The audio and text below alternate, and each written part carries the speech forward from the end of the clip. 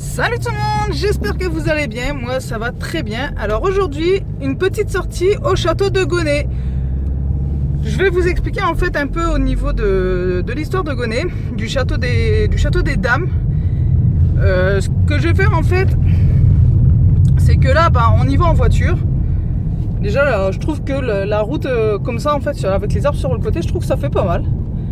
Et comment dire,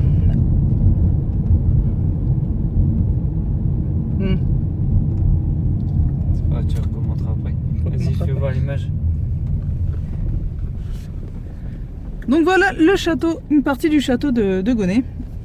Je vais le prendre en vidéo mais aérienne avec mon drone. Donc là, je vous reprendrai tout de suite après. Chartreuse des Dames, en fait, qui est aussi nommée Chartreuse du Mont Sainte-Marie, est un ancien monastère en fait qui a été fondé par la comtesse Mao et qui a été inauguré en 1329, soit en fait 10 ans après la Chartreuse d'Homme, qui était située au Val-Saint-Esprit à quelques centaines de mètres de ces lieux, dans la commune de Gonnet, dans le Pas-de-Calais. En 1322, la comtesse se trouve dans l'une de ses résidences au château et ses proches en fait la qualifient de princesse austère et elle y crée un ordre rigoureux et moral. En fait, quiconque viendra à désobéir et enfreindre sa loi serait rudement châtié. Elle avait le droit de vie ou de mort sur ces sujets. La comtesse avait une jeune camériste en fait qui signifie dame d'honneur ou personne de qualité du nom d'Alix. Le jeune couple ne tardèrent pas à provoquer un énorme scandale. En effet, Alix était tombée enceinte. La comtesse lui demanda de lui donner le nom de celui qui l'avait induit en mal, mais Alix n'a pas voulu donner le nom du valet pour éviter qu'il meure. Du coup, la comtesse ordonna la mort d'Alix, qui fut enterrée vivante le soir même au coucher du soleil. Ils entendaient les gémissements même après le trou rebouché.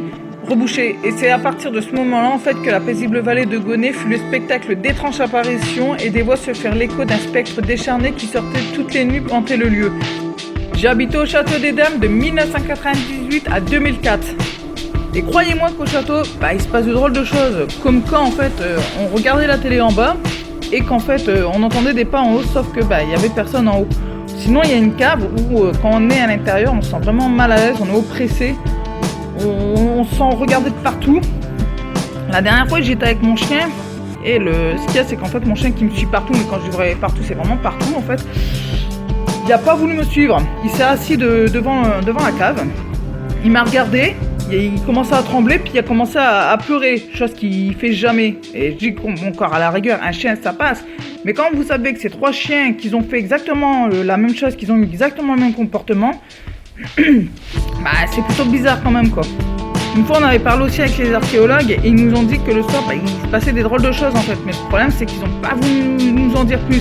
Juste que c'était des choses vraiment inexpliquées, vraiment paranormales en fait. Le site était destiné au clergé ségulier et a été vendu à la Révolution française pour être transformé en exploitation agricole après avoir été vandalisé et partiellement démantelé. C'est ainsi qu'elle est devenue la ferme Taffin de 1794 à 1899. Avec l'exploitation charbonnière, elle a été rachetée par la compagnie des mines de Bruay en 1899, ce qui a en fait radicalement bouleversé le lieu, transformant le site en logement ouvrier qu'on appelle aussi coron. Durant la guerre, le château a subi beaucoup de dégâts. Dès 1976, sa nouvelle appellation fut le château des Dames. En fait, l'ensemble des ruines et des boiseries subsistantes sont inscrits au titre des monuments historiques depuis le 10 juin 1986. Les fouilles archéologiques ont commencé en novembre 1997. Ils ont retrouvé pas moins de 38 squelettes, dont celui d'Alix sur la place.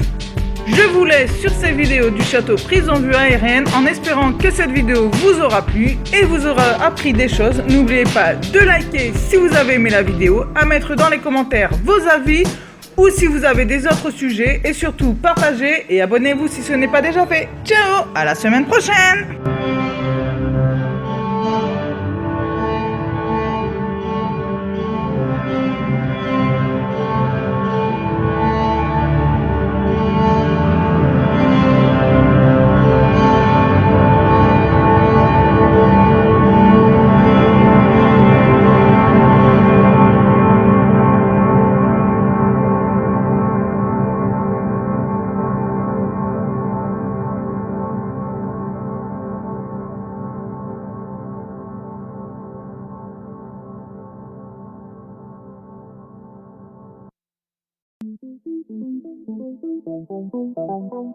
Thank you.